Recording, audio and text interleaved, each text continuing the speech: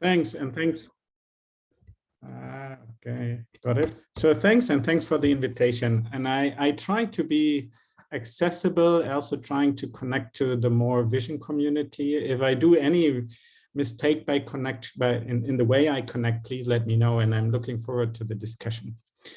So just in a sense, to make the long story short, I think we all agree that we have very different opinions, at least within the AI community, about what is the future, right? Do we need symbols? Do we need neurons? You know, more from the more classical AI perspective, if you follow Neural and Simon, they argue that we need symbols because only a physical symbol system has the necessary and sufficient means for general intelligent actions. Jeff Hinton, he has a different opinion, right? He's somehow arguing, okay, come on, guys. I mean, we don't have biological symbols, at least not in the way we use them on computers, in our brains, right? So the brain is something biological, continuous, whatever is really going on there. So symbols are really just the blah, blah, blah of AI, and we may not need them. My opinion here is slightly different. My opinion is we simply need both, because first of all, we can discuss what is really symbols and whether symbols is a discrete entity or it's an embedding vector. That's already a long discussion, but also the way we interact currently, right? We are talking to each other and language is full of symbols, and at least for communication, I think we need symbols. But furthermore, I would also like to, given that this is also about computer vision, remind everyone of the 3 levels of descriptions due to David Marr, right? So maybe whether we are using the symbols the one way or neurons in the other way, maybe this is all about a discussion how to implement what we are actually interested in, namely understanding computationally and also algorithmically what is intelligent behavior for computer vision, for natural language processing, for all these different things, right? And there are all these different abstractions, and maybe we are just discussing here the way we implement something, maybe in the brain, maybe on a silicon-based computer, and so on and so on. And I would like to illustrate that with something that has been also discussed, I guess, in the computer vision community, at NeurIPS, for example, but actually it was always also discussed in the AI community, and it goes back into the 70s. Because people like Bongard, they were already after the first or during the first wave, were a bit nervous about neural networks, at least the simple neural networks back in the days there, arguing, okay, so at least these simple neural networks cannot be the answer. And let me illustrate that with examples where in an image we have a highly complex concept going on. So like the Bongard problem number 56 that you see here. So you provide 6 examples for the positive class, I think it's on the left, and the negative class, which is on the right. And then you have to figure out the logical concept that will now generalize to unseen examples. To be honest, I have no clue which is the rule here, but I guess it's all about the same color here being white and black.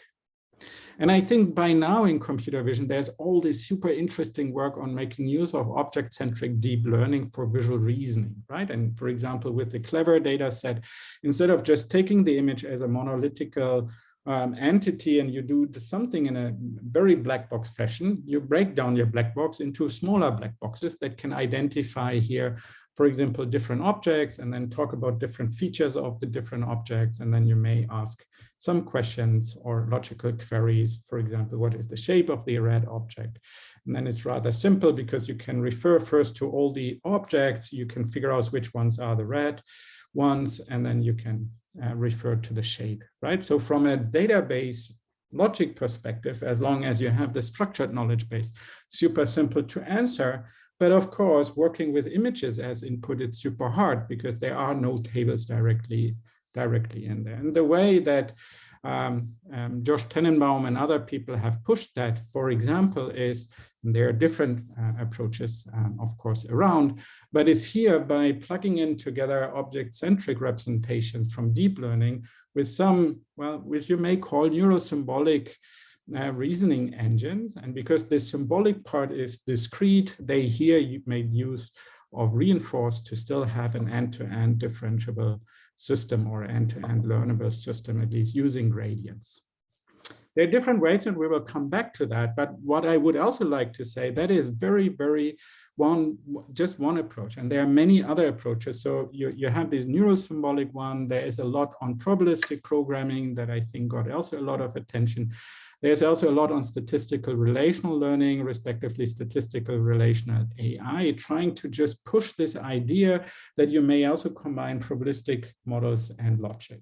And combining probabilistic models and logic is not easy. Maybe to illustrate that, we all talk about white swans, and we know that there's this example of a black swan, maybe even some more black swans. And in logic, it's clear that if you say all swans are white, and if you observe a black swan now, the rule is wrong, right? You have falsified in a sense. Now, if you put probabilities on logical rules, things become more complicated. Because what you can show is if you place now some probability mass, let's say 0.9, 0.99 on this rule, you accept that there are exceptions to the rule.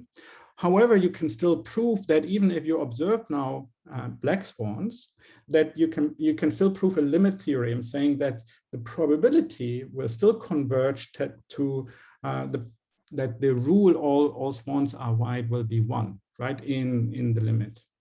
So you have these weird behavior and so on. And what people have done is to be more pragmatic there. But just illustrating, there are still a lot of open questions we have to solve. Now, the trick that was done in the statistical relational community and in parallel also in the neural symbolic, that has a long tradition, right? It goes back into the 90s even. The trick is to be a bit more pragmatic. And being more pragmatic here means that we can also just view it as, which I very much appreciate and like the vision here, as something like, hey, isn't it that we need simply programming languages for whatever we want to do in machine learning, AI, and therefore computer science, computer vision, and so on. So why is that interesting? Well, with TensorFlow, we have a very simple programming language, and you see already how it helps that we modularize and also introduce some form of abstraction. But it's not the only one, and maybe we want to get more into abstraction even of knowledge, right? And that's maybe not only implicit in a neural network. Second, if you start from providing high-level languages, then you can give a heat start to equivariant learning, because what we were showing in several works at UAI, AAAI, AIJ is that from these programs, you can actually extract symmetries. And then you can compute something very similar to the equivariant formulas that you can see. It's called fractional automorphisms, because you just ask yourself, okay, there are many entities that actually behave similar in terms of computation. So can I figure that out? Now, because it's not a real automorphism, or computing the automorphism, we know it's hard, respectively. Well, actually, we don't know, right? It's still an open issue. But because it's likely that it's still hard, we are actually going for what is called a fractional automorphism, which essentially boils down to a linear program, or you can actually make a connection to the Weisfeiler-Lehmann algorithm for a naive vertex coloring, which is then also the basis for many of the graph neural networks, at least from the algorithmic algebraic side. And there are interesting papers by Martin Grohe and Christopher Morris and so on, showing this connection actually between Weisfeiler-Lehmann graph kernels and recent graph neural networks. And I think there's a lot to be learned. But overall, this is all about having a big model. Let's get the symmetries out and make it smaller, more efficient. And actually, I strongly believe, and this is yet another open question for AI, for machine learning, for computer vision. Somehow my gut feeling tells me there should be something like Emmy-Noether theorems also for machine learning. I strongly believe that, for example, PCA is just a consequence of symmetries, and we simply haven't really focused enough on that. And that's why I think it's so exciting, all the work on geometric deep learning, because overall, we really, no matter what we are working on, whether it's NLP, it's computer vision, it's planning, it's constraint satisfaction, or whatever, no matter where, I think the real breakthroughs will happen if we can narrow the gap between high-level human cognition and artificial intelligence. Maybe not the human way, but getting a similar performance, right? We need common sense in machines. And just to come back, telling you now that there are still really a lot of things to be done. We have just submitted some work on what you may call neurosymbolic forward reasoning, which extends the work that you have seen of Josh and colleagues and also of other people now towards something where you don't need to make use of reinforce anymore, but you can directly do end-to-end differentiability you can directly provide a gradient for the forward reasoning step here. And then if you plug that together with corresponding deep networks, you can really see how you can much better scale and still work with logic and everything. But as said, overall, this is just showing it's working. I think we can make much more progress there. And let's see what is the true answer, whether everything should be differentiable or not, or different combination. Therefore, overall, I think we want to get just systems where we can safely combine different AI approaches, right? Discrete one, continuous ones, databases, planner, whatever. And that's what we call systems AI, and we would like to understand, we would like to really go towards the computational and mathematical modeling of complex AI systems. So this is all coming back now to the third wave, because we would like to not just stay with learning, but we would like to move ahead, because there are these bizarre moments. Also, there may be few, but there are these bizarre moments where some of the deep nets get it really wrong, like you can see here. And therefore, we actually would like to make use of systems AI to build the third wave of AI, where we would like to have that these systems acquire human-like communication and reasoning capabilities, and in particular to recognize new situations, so that they don't pretend everything is fine and they just go on with what they have learned on maybe the wrong data. And let me, in the second part, and I try to speed up a bit so that we still have a discussion, let me illustrate that focusing on human interactions is really important in my opinion. Look, big question always, can we trust these deep neural networks? And that's why there's all this work on explainable AI, right? So we try to figure out, for example, heat maps in the input space, or on the input, just to understand somehow what are the decisions, or why has the machine decided on this class rather than another class? But none of them is actually giving you an argument for what is going wrong, right? So if you now take one of the more structured inputs, still images, right? And you ask a CNN and you run any of these, well, at least the mainstream heat map approaches, then you just get an explanation like that, right? I don't know, everything is somehow important, but that's not really useful.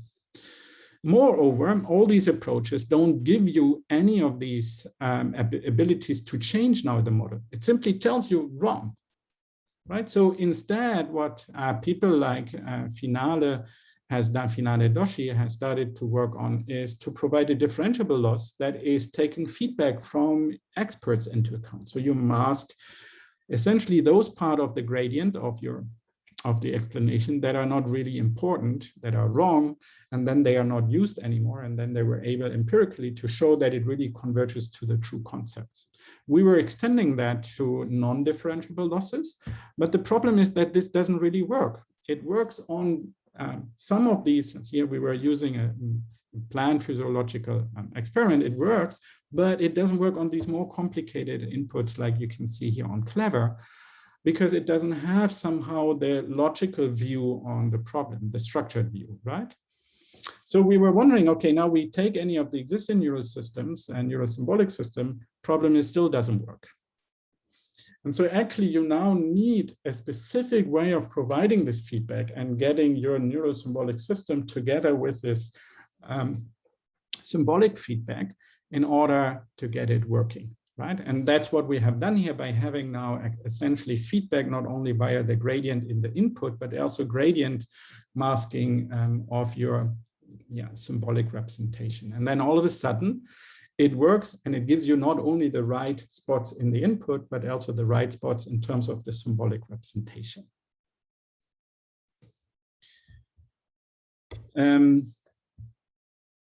So with that, I think I'm basically at the end, and we could start the discussion, but I would like to argue that in the very same way, you can also now try to move away from the simple image-based reasoning into something like three-dimensional visual reasoning, For example, using what we did, but you can also use, I think you pronounce it, at least from the German way, Giraffe, the recent CVPR-based paper award.